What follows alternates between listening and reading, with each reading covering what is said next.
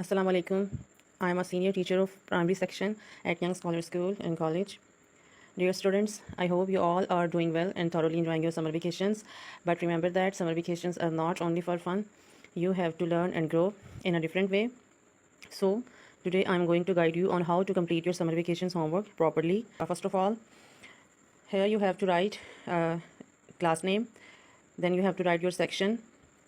Then you have to write your own name, then father's name. Now come to the next page. These are the instructions for your parents, and you also have to read all these instructions. Now students, next page. This is your mark sheet of your summer vacations work. This page is not for you, so you have to skip this page. Now go to the next page. Here comes your date sheet for first term exams. You have to be ready for exams after summer vacations. Next page. Here comes your summary. Let me guide you about your English homework, how you have to solve this homework. First of all, students, unit number 1, 4 and 5, you have to write dictation plus words meaning of these units. Then you have to write the translation of unit number 1 and 2. Then unit number 1 and 4, you have to write forms of verbs plus translate into English 1 to 10 sentences each.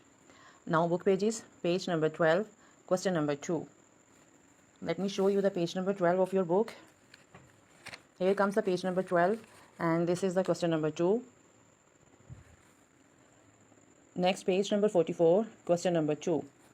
Let me show you page number 44. Here is the page number 44, and this is the question number 2. You have to write a descriptive paragraph on the topic a zoo. And students, please remember that all these things you have already solved over your notebooks, and we have already given these things over your solution as well. Now for creative writing, you have to write an essay of 40 to 45 words on India versus Pakistan, a recent clash and Pakistan's historic victory. As you all know that recently there was a war between India and Pakistan in which Pakistan was victorious, alhamdulillah. You have to write an essay about that victory. Now second question is, write a descriptive paragraph about how are you spending your summer holidays. You have to write about your summer holidays. And students, please keep this thing in your mind that you have to write all the homework carefully. Let me give you some instructions to follow. So dear students, as you all know that marks of this homework will be included in your first term exams. So dear students, please keep the following points in mind while doing your homework. Please sharpen your pencil sleds before doing your homework or whenever needed. Avoid overwriting, double writing. Try to write with confidence. You don't have to use too much erasers. Ensure your handwriting is neat, clean and legible. Maintain proper spacing between your words for clarity. And most important, complete your homework with sincerity and dedication. Wishing you all a joyful and productive summer holidays. I am senior maths teacher of class 4 at Young Scholar School and College. Dear students, I will briefly explain you about the solution of maths of class 4. Summer vacation homework 2025, so that you can do your homework in best way. Remember, the marks of this homework will be added in the first term exams. Now we will start. It is summer vacations homework instructions. तमाम दिए गए homework का solution बच्चों के class work homework register या notebook पर मौजूद है, वहाँ से रहनुमाई हासिल कर सकते हैं। होमवर्क हल करके जो 4 अगस्त 2025 को आपने सबमिट करवाना है स्कूल में।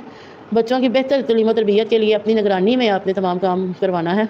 वक्तन फ़क्तन स्कूल के यूट्यूब चैनल, व्हाट्सएप चैनल को भी विजिट करते रहें ताकि होमवर्क करते हुए आपको किसी मुश्किल का सामना न करना पड़े। फर्स्ट टर्म इम्तहानात में इस होमवर्क के बाकायदा मार्क्स दिए जाएंगे, लिहाजा हर स्टूडेंट होमवर्क लाजमी हल करें। तमाम काम रजिस्टर्स पर लिखना है। तमाम मॉडल्स जो हैं वो सादा मटेरियल से बनाने हैं। तमाम चार्ट्स भी सादा वाल चार्ट्स पर खूबसूरत अंदाज में तैयार करने हैं। मॉडल्स और चार्ट्स के भी बाकायदा मार्क्स होंगे जो फर्स्ट टर्म एग्जाम्स में शामिल होंगे। क्लास 4 और 5 ने तमाम लिखने वाला काम 2 रजिस्टर्स, एक इंग्लिश 4 लाइन्स वाला और एक उर्दू का 1 लाइन वाले पर करना है। तातीलाते गर्मा होमवर्क हल करने के लिए के बारे में मुख्तलिफ मज़ामीन की वीडियो क्लास अव्वल ता हफ्ता स्कूल के यूट्यूब चैनल, फेसबुक ID पर दी गई हैं, लिहाजा छुट्टियों में उन्हें विजिट करते रहें। आए अब आपको मैं आगे बताती हूँ कि हमने होमवर्क को किस तरीके से हम करना है। नेक्स्ट हमारे पास है मार्क्स शीट। यहाँ पर बच्चों के समर वेकेशन के होमवर्क के मार्क्स ऐड किए जाएंगे। Then day sheet, first term day sheet है। उसके बाद समर वेकेशन होमवर्क की बाकायदा डिटेल्स आपके सामने मौजूद हैं। Maths homework is here. Unit 1 exercise 1E, exercise 1F, exercise 1G, exercise 1H, exercise 1J, question 2, question 3। अब जिन एक्सरसाइज के सिर्फ जो क्वेश्चन मेंशन कर दिए गए हैं या पार्ट्स मेंशन किए हुए हैं वो स्टूडेंट्स ने वही सॉल्व करने हैं। एक्सरसाइज 1 के कंप्लीट सॉल्व करनी है, एक्सरसाइज 1M उसके क्वेश्चन 1 के A to E पार्ट और क्वेश्चन 2 के A to E part solve करना है। Exercise 1O question 1 A to D part solve करना है। एक्सरसाइज 1P भी कंप्लीट सॉल्व करनी है। बुक पेज 50 एंड 51 ये बुक पर मौजूद हैं पेजेस। ये कंसेप्ट बेस्ड क्वेश्चन हैं कुछ इनमें जो बच्चों ने खुद अपनी मदद से इनको सॉल्व करना है। मैथ्स के होमवर्क के लिए बेहतरीन तरीका तो यही है कि उनको ज़ुबानी किया जाए ताकि ज़्यादा से ज़्यादा मैथ्स की प्रैक्टिस हो सके।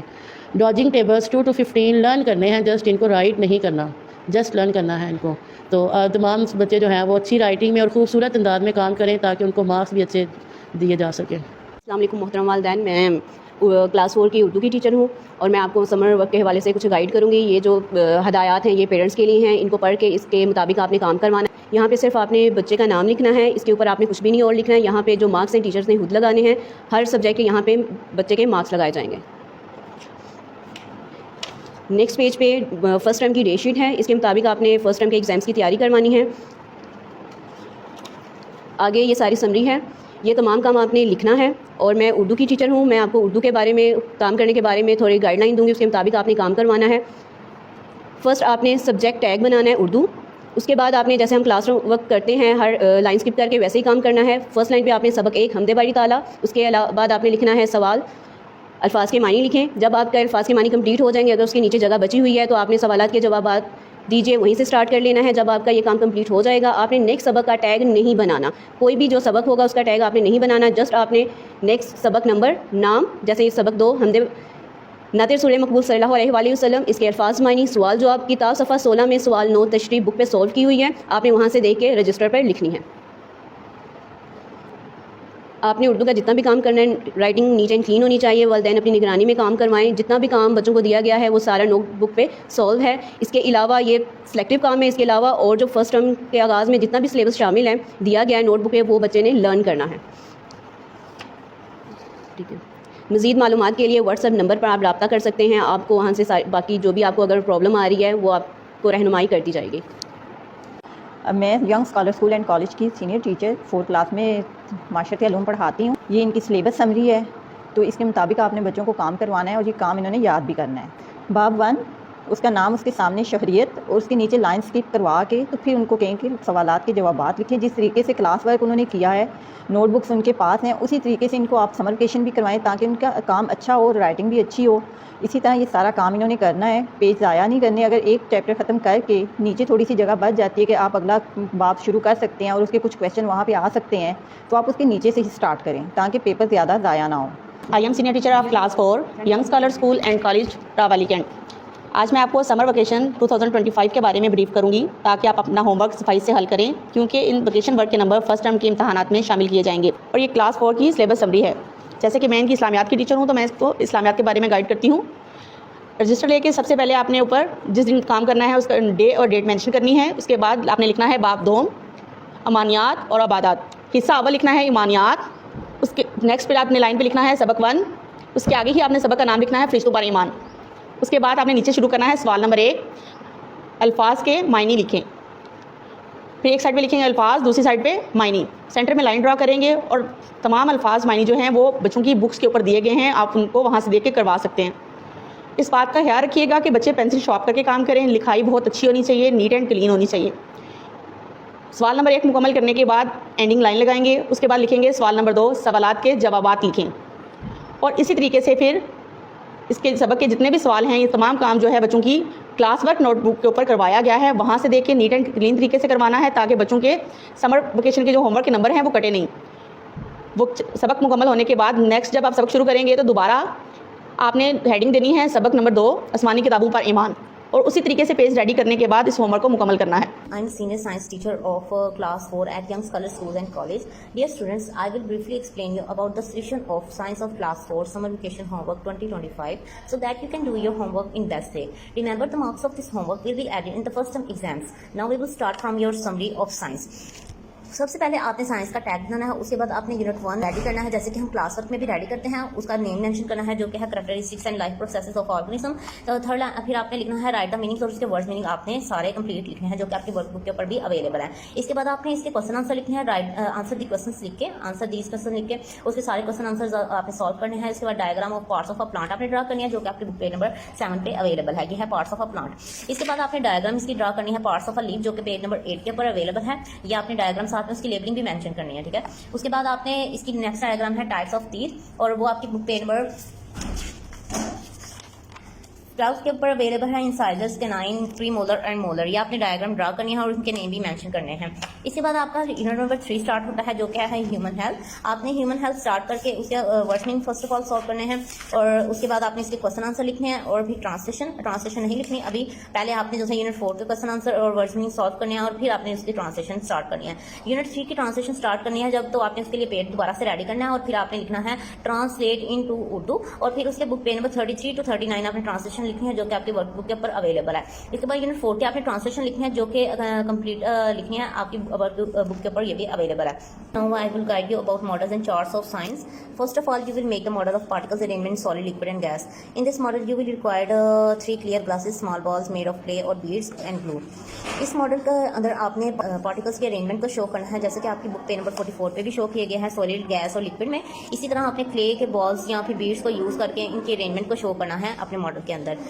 Then you will make the chart of balance diet. इसके अंदर आप न्यूट्रिएंट्स की पिक्चर्स भी पेश कर सकते हैं और ड्राइंग्स भी ड्रा कर सकते हैं, या फिर आपके पास अगर तो अवेलेबल हैं न्यूट्रिएंट्स या फूड्स अवेलेबल हैं आपकी ओरिजिनल फॉर्म में, रियल फॉर्म में, तो आप उसको भी आप जो है पेश करते हैं, या आपकी बुक पे नंबर 38 के ऊपर अवेलेबल है बैलेंस डाइट का चार्ट। इसके बाद आपने बनाना है chart of how communicable diseases spread. This chart is from your book page number 37। इसके अंदर आपने बताना है कि किस तरह कम्युनिकेबल डिसीजेज जो है स्प्रेड करती हैं, इंसेक्ट्स या मॉस्किटोज के जरिए, डायरेक्ट कॉन्टैक्ट के जरिए, या फिर पोल्यूटेड एयर के जरिए, या वाटर और फूड के जरिए।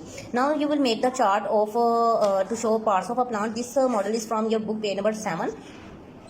इसके अंदर आप जो है क्या करेंगे कि 1 फीट लॉन्ग जो है रियल प्लांट लेंगे, हार्ड चार्ट लेंगे, ग्लू लेंगे, ट्रांसपेरेंट टेप या डबल साइडेड टेप लेंगे, सीजर्स लेंगे, ट्रांसपेरेंट शीट लेंगे। इसके अंदर आपने क्या करना है, फर्स्ट ऑफ ऑल आपने एक 1 फीट लॉन्ग ड्राई प्लांट लेना है जो कि आपने न्यूज़पेपर के अंदर ड्रॉ करना है। आपने क्या करना है कि पहले आपने एक प्लांट ले लेना है, उसको आपने न्यूज़पेपर इसके ऊपर और नीचे रख के उसके ऊपर बुक्स रख देनी है। जब वो प्लांट उससे ड्राई हो जाएगा after 7 to 8 days, 6 to 7 days, आपने उसको एक चार्ट लेना है, उसके बाद हार्ड चार्ट उस ड्राई प्लांट को उसके ऊपर फिक्स करना है, फिट करना है। अगर एक्स्ट्रा ब्रांचेज आए तो उसको ट्रिम कर देना है, फिर उसको ग्लू या फिर टेप डबल साइडेड यूज़ करके या फिर ट्रांसपेरेंट टेप यूज़ करके उसके ऊपर लगा देना है। इसके बाद उस प्लांट को आपने लेबल कर लेना है और उस ट्रांसपेरेंट शीट के साथ उसको कवर कर देना है। Then you will make the model of types of teeth. इसके लिए आपको चाहिए व्हाइट क्ले या हार्ड कार्ड भी आप ले सकते हैं, व्हाइट पिंक क्ले लें या फिर उसका भी हार्ड कार्ड ले सकते हैं, कार्डबोर्ड चाहिए और या पेपर बेस चाहिए। इसके अंदर सबसे पहले आपने गम्स बनानी है, उसके लिए आपको पिंक कलर की क्ले जो से नीड है उसको आपने स्ट्रिप लाइक में गम्स की शेप में चेंज कर लेना है। अब ये जो आपने शेप बना रही है इसके ऊपर आपने व्हाइट क्ले के साथ आपने स्मॉल तीस बनाने हैं, और फिर उन तीत को स्मॉल व्हाइट क्ले के साथ बना के आपने पिंक स्ट्रिप के ऊपर लगा देना है हार्डबोर्ड के ऊपर। और बाद में आपने incisors, canine, pre molars and molars को आइडेंटिफाई कर देना है। ये चार्ट भी आपकी बुक के ऊपर अवेलेबल है पेज नंबर 12 के ऊपर। ये मॉडल, ये शेप्स आपने बना के क्ले के साथ, और आपने अब एक ह्यूमन जॉ की शेप दे देनी है।